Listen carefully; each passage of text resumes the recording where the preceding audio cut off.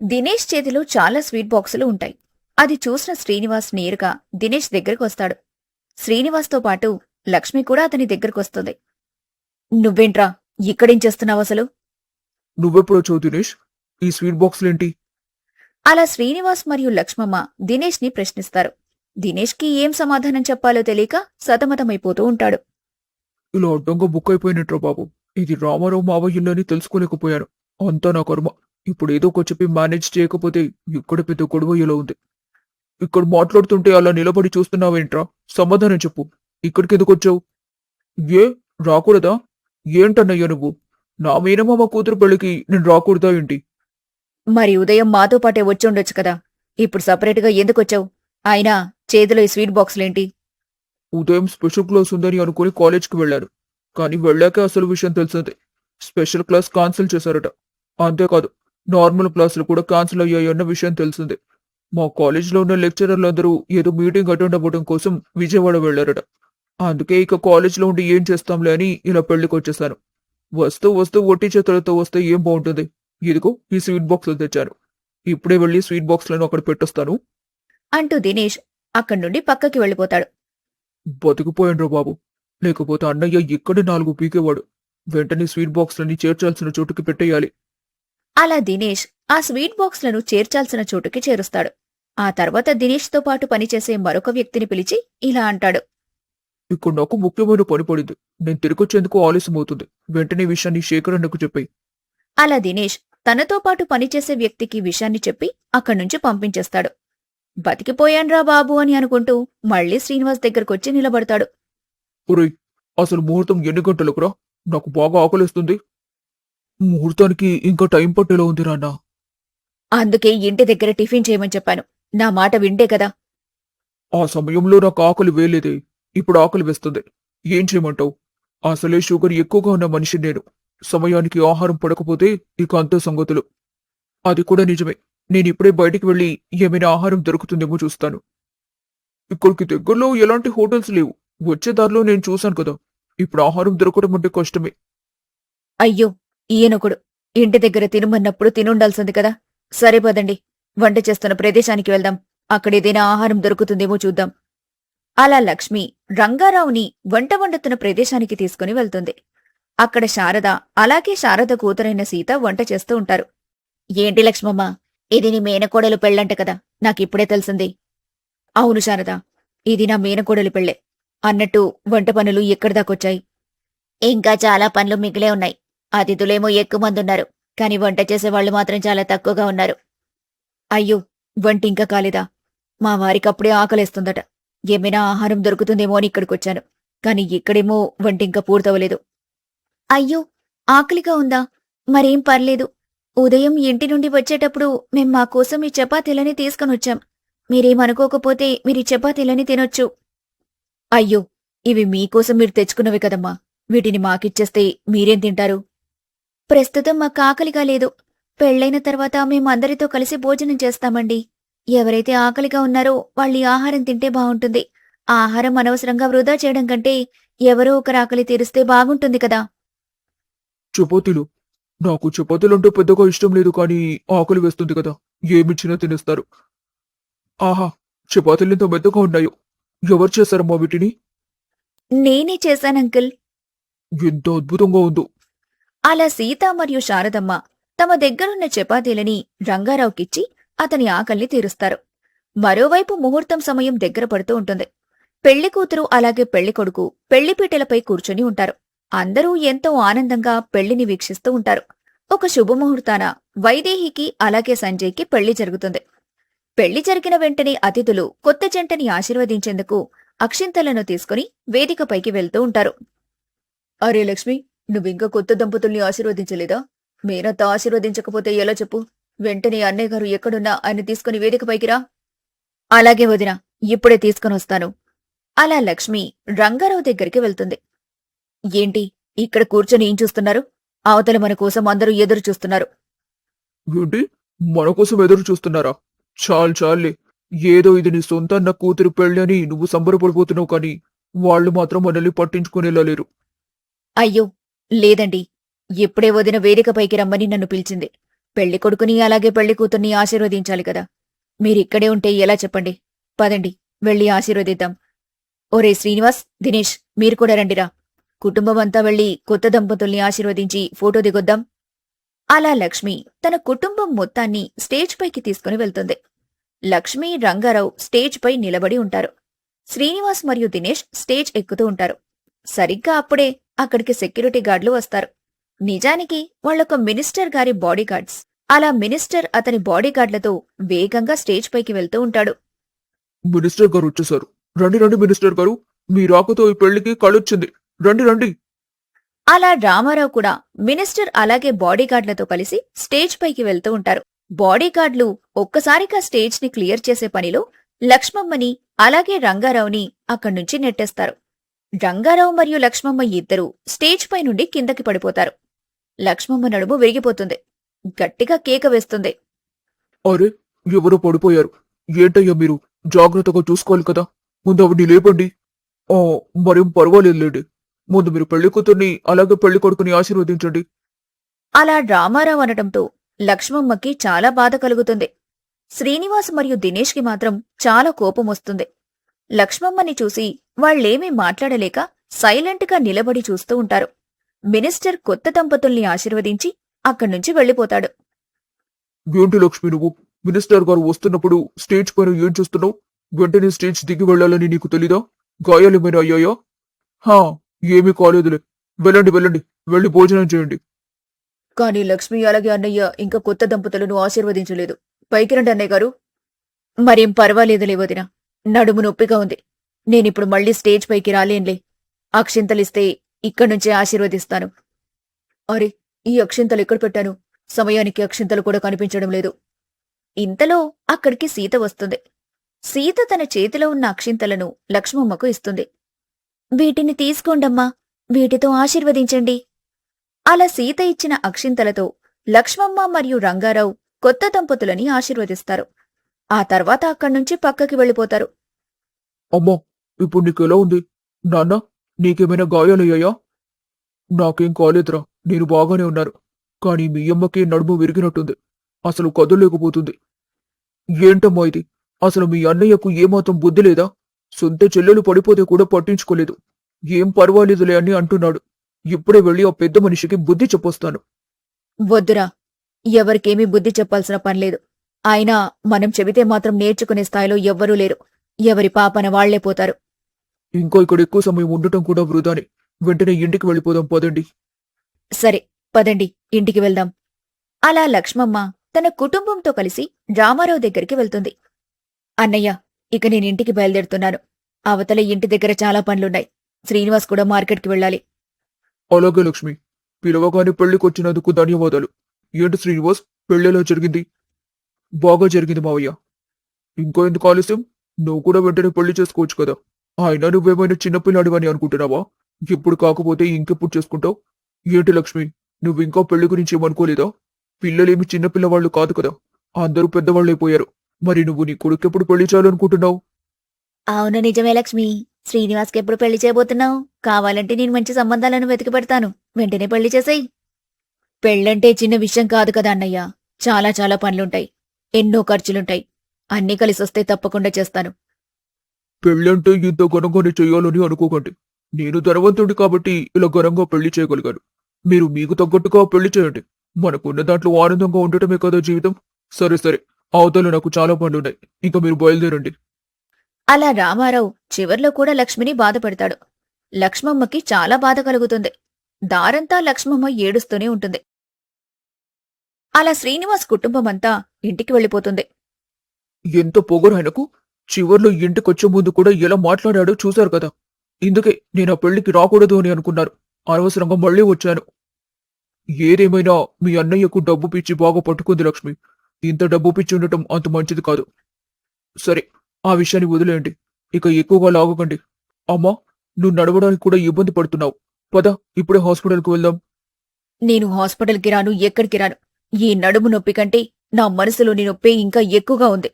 ఆ నొప్పిని ఎవ్వరూ తీర్చలేరు అంటూ పాపం లక్ష్మమ్మ తన గదిలోకి వెళ్లి తలుపులు వేసేసుకుంటుంది. లక్ష్మమ్మ చాలా బాధపడుతూ ఉంటుంది. అలా ఆ రోజు కాస్త గడిచిపోతుంది. మరుసటి రోజు దినేష్ ఫోన్ కాల్తో నిద్రలేస్తాడు. హలో. శేఖర్ అన్న, చెప్పండి. అవునా, ఇప్పుడే వస్తున్నారు. ఎవర్రా ఫోన్లో? అది మా సీనియర్ అన్నలేనన్న. అర్జెంటుగా కాలేజ్కి రమ్మంటున్నాడు. నేను వెంటనే వెళ్ళాలి. ఆదివారం పూట కాలేజ్ ఏంట్రా? ఈ మధ్య ఆదివారం కూడా కాలేజీలు నడుపుతున్నారా? అబ్బా, ఇవాళ ఆదివారం. ఏదో ఒకటి చెప్పి మేనేజ్ చేయాలి. అంటే నాన్న, అది స్పెషల్ క్లాసులు ఉన్నాయి నాన్న. నిన్న కాన్సిల్ అయిన స్పెషల్ క్లాసులు ఇవాటికి పోస్ట్పోన్ చేశారట. ఈ విషయాన్ని ఇందాక మా సీనియర్ చెప్పాడు. నేను వెంటనే వెళ్ళాలి. అవును, అమ్మ కనిపించడం లేదేంటి? అమ్మ ఇంకా నిద్ర లేవలేదా?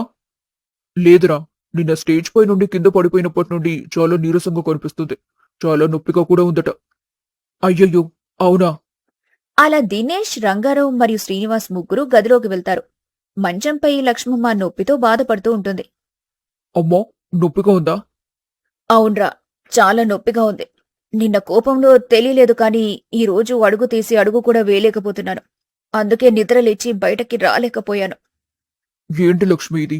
దినేష్ కాలేజ్కి వెళ్ళాలట. శ్రీనివాస్ కూడా మరి కాసేపట్లో మార్కెట్కి వెళ్ళాలి. నాకేమో కడుపులో ఎలుకలు పెరుగుతున్నాయి. నువ్వేమో ఇంకా నిద్ర లేవలేదు. మరి ఎవరు వంట చేస్తారు? ఇది మరీ బాగుందండి. ఇల్లంతా మగవాళ్లే ఉన్నారు. నేనొక్కదాన్ని ఆడదాన్ని. ఏం పని చెయ్యాలన్నా నేనే చెయ్యాలి. నాకంటూ తోడుగా ఎవ్వరూ లేరు. ఇంత నొప్పిలో కూడా నేనే నిద్రలేచి అన్ని పనులు చేసుకోవాలి. అయ్యో, అలా బాధపడుతుమ్మా. నువ్వు నిద్ర లేవకపోయేసరికి నేనే ఇంటి ముందు చెత్తూడ్చి శుభ్రం చేశాను. ఏంటి, చెత్తూడ్చి శుభ్రం చేశావా? కల్లాపి జల్లి ముగ్గు కూడా పెట్టలేకపోయావా? నువ్వుదయం నిద్రలేచి ఇంటి ముందు ఊడుస్తుంటే నలుగురు చూసిన వాళ్ళు ఏమనుకుంటారా? ఏమనుకుంటారు?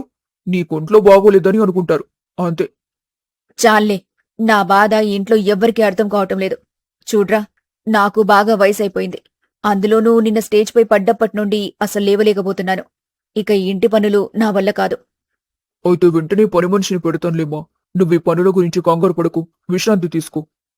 అయ్యో దేవుడా, వీళ్ళకి ఏ రకంగా చెబితే అర్థమవుతుంది? చూడు శ్రీనివాస్, ఉన్నదున్నట్టుగా చెబుతున్నాను విను. ఇప్పటికే చాలా ఆలస్యమైపోయింది. ఎన్ని రోజులు ఏదో బాధలో ఉన్నావని నిన్ను పెళ్లి గురించి ఇబ్బంది పెట్టలేదు. కాని ఇకపై అలా అస్సలు జరగదు. నువ్వు పెళ్లి చేసుకోవాల్సిందే. నువ్వేమైనా చిన్నపిల్లాడిననుకుంటున్నావా? నీ తరువాత 2 తమ్ముళ్ళున్నారు. నువ్విలా పెళ్లి చేసుకోకుండా ఉంటే వాళ్లు మాత్రం ఎలా పెళ్లి చేసుకుంటారు? ఇదిగో, నేను మళ్ళీ మళ్ళీ చెప్పాలని అనుకోవటం లేదు.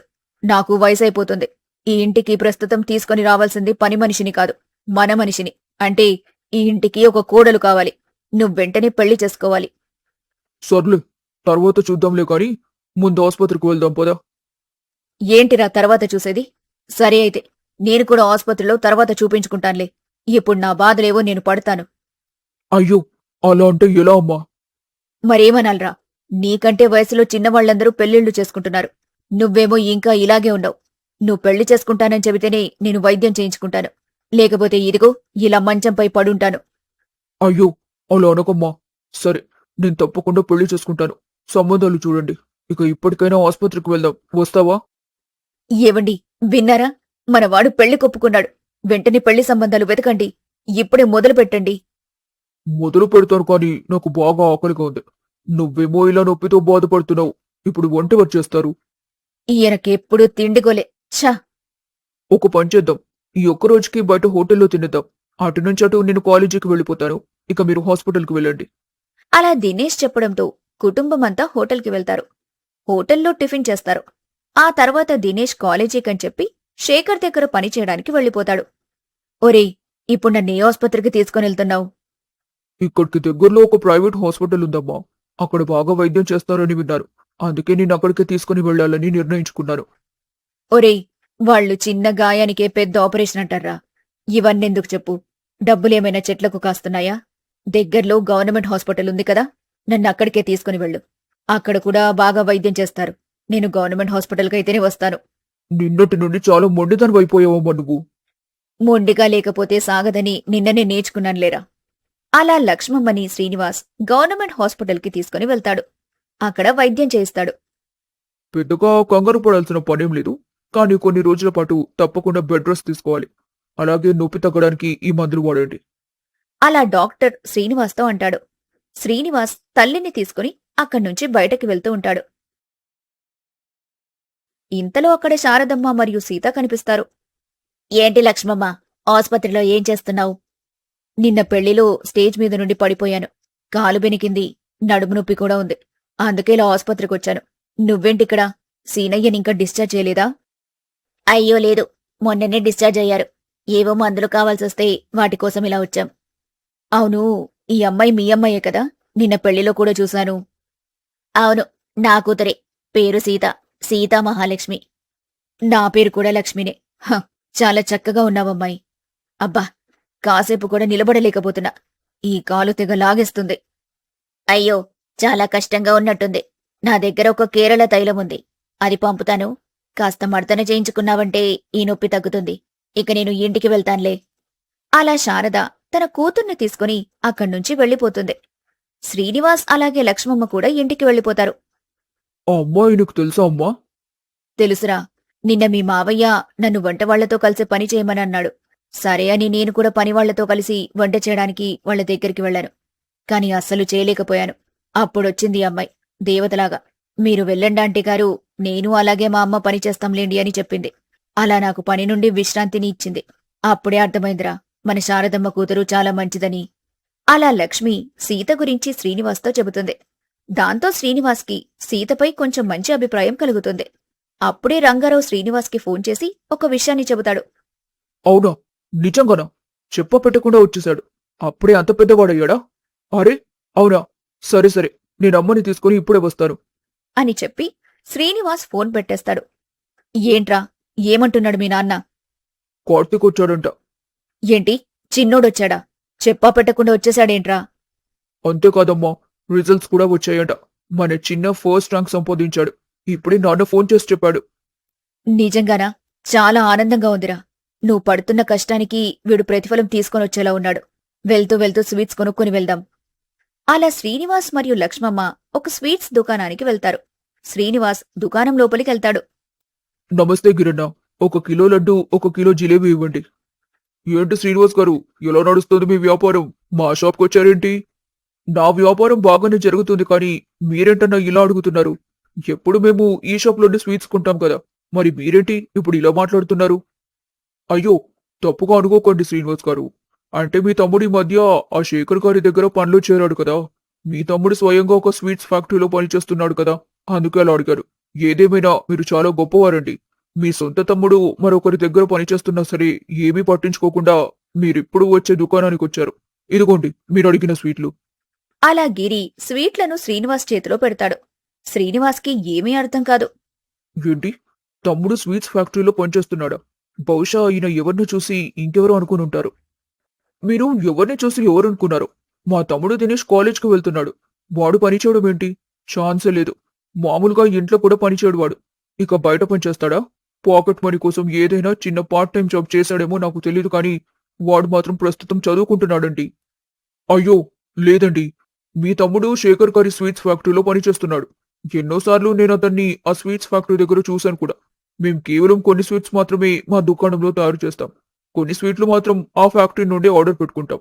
చాలాసార్లు మీ తమ్ముడే ఆ స్వీట్స్ ని మా షాప్లో డెలివరీ చేశాడు. ఈ పని ఎప్పుడు మొదలు పెట్టావు బాబు అని కూడా అడిగాను.